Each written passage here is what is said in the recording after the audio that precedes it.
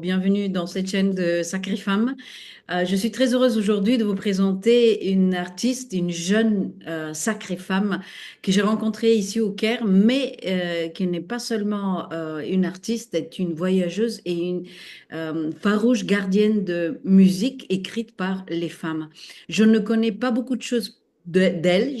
Quand je l'ai rencontrée, j'ai dit non, je ne veux pas connaître, je veux juste faire une interview avec toi et connaître toute son histoire avec vous. La vidéo va être en anglais, donc mettez vos sous-titres pour pouvoir écouter et comprendre mieux ce qu'elle va nous raconter.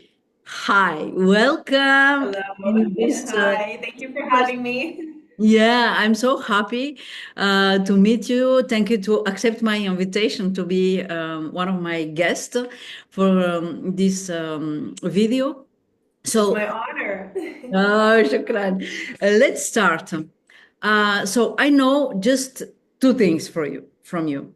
Marisa, guitar player, because I saw and heard your concert here in Cairo, and I was very impressed because the repertoire, it's not easy, it's very hard, but you have the courage to go around the world and explain and educated the public with this music, with your engagement, your commitment with this yes, this music, these compositions, and the woman who composed this music. But before, tell us something for you, Marisa. It's Yes, so beyond all of the activism that I'm doing, the basis of everything is that I'm a guitarist. I'm a classical guitarist. I've been playing since I was 4 years old, and I have several university degrees. I have a master's, four postgraduate degrees, and my career is now as a touring musician and as a teacher. So I've been doing this job of promoting women composers and doing world tours on this program for the past 2 or 3 years now. And I've been on tour for the past 5 years. This has been my career for 5 years now. But my women program in specific has been the highlight of my career for the past 3 years now. okay. And I, beyond playing music and guitar, I'm also a teacher. And so I teach, several students from around the world. I teach online, so I'm able to continue to perform around the world, but I also am able to bring my students with me through Zoom. And I have students from all over the world, which is really beautiful to connect that way, regardless of culture. How this idea come? I I have been basically my education is very traditional, right? It's a traditional guitar music education. So I learned, about all eras of music. I've played from Bach to Brouwer, right, in my programs. But I really thought and think that having competed a lot in competitions and having been in environments that are really male dominated, because the classical guitar is a male dominated instrument, I've seen a lack of really education and support for women in the classical guitar world. I think it's starting to change now. And so I want to be an instrument to that change as well, because I'm seeing a lot more women these days in my generation that are making a huge difference in the classical guitar world with their feminine sound and feminine perspective. But I'm still seeing at times, especially in competition settings, a little bit of a pushback against the feminine approach. And so I want to, my whole idea, my whole project is to show that the feminine approach and the way that women interpret and the way that women sound and the way that women play is correct. It's not incorrect. There are two ways to be correct. A masculine approach is correct, but also a feminine approach is correct too. So we have to honor both and really make them equal in order for all of us to succeed together. In the beginning, you start where with this program? Which country?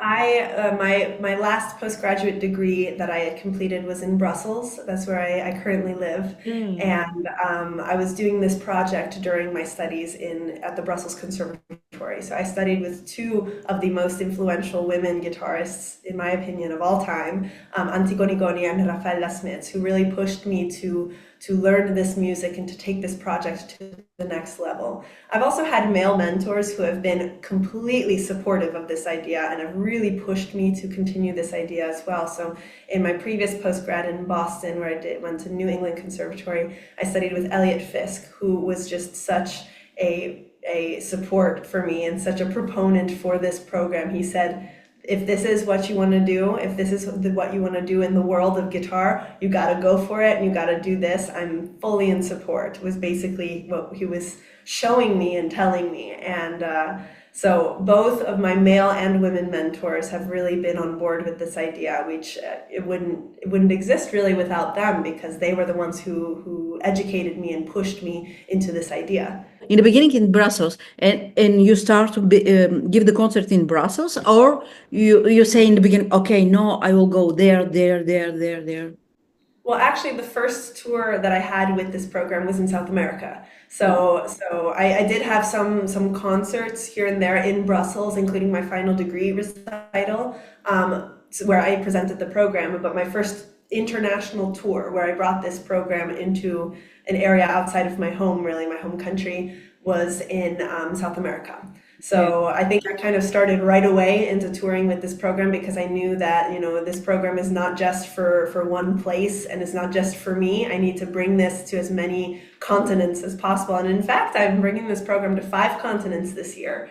So it's going quite far, this project, which I'm really proud of. I'm proud of the work that I've done with it, and I'm proud of how receptive the audiences are with this program, because I know it's controversial, and but it seems to have more positive than negative reactions from audiences in all of the continents, as far as I'm aware. So I'm very happy about that. Yeah, and one very important point, it's then we speak a little bit here.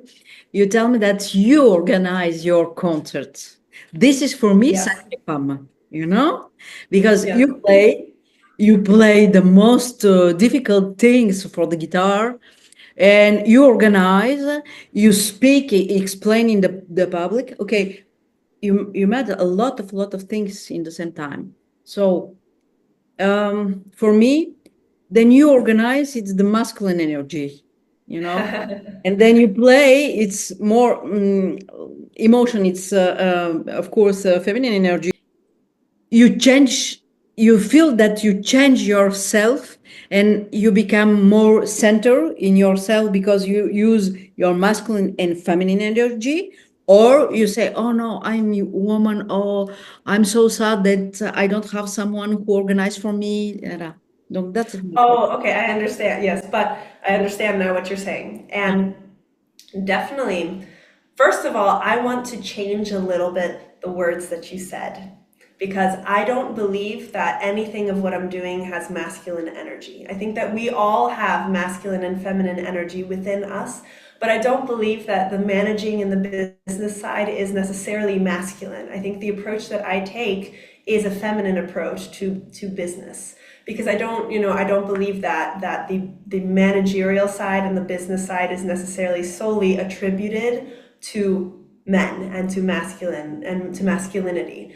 So although it can be, absolutely, I think that it's also attributed to femininity, because what is it to be a woman? To be a woman is delicate and graceful, but it's also powerful and aggressive and energetic and angry and kind, and there's many things of what it is to be a woman. Being a businesswoman is part of it too. So that being said, it is, I do own my own businesses. Actually, I own 2 businesses. Marisa Sardo Guitar, my name is I have it as a business. And so I kind of created that many years ago, and I have kind of recently made it into an official business, so that when I am contracting my tours, it's through my business.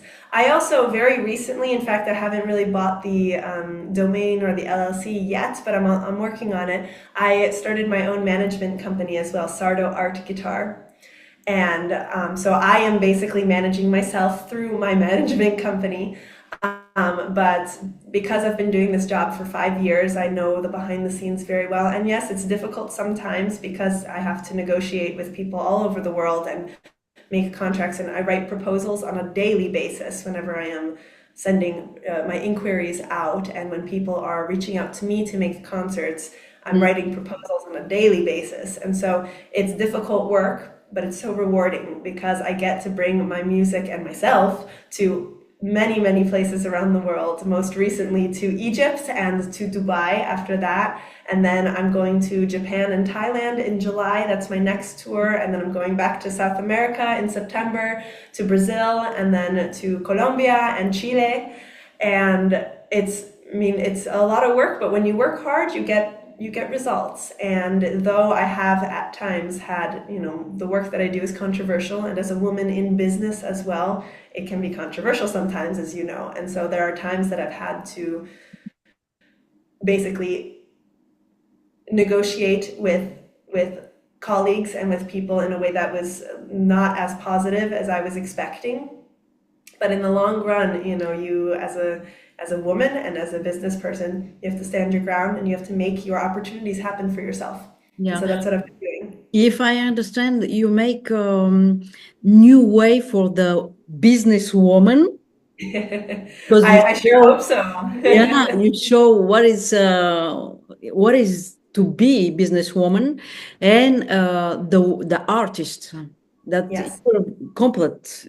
That's why I yes. say immediately I say you're a sacred femme. Do you have one message for the woman who just have an idea to make something, but she doesn't sure because she's woman or she's na na na.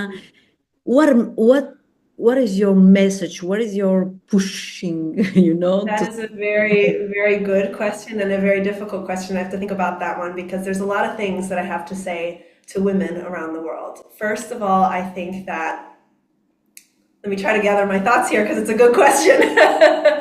um, as a woman, we have to always work hard and be passionate to get what we want.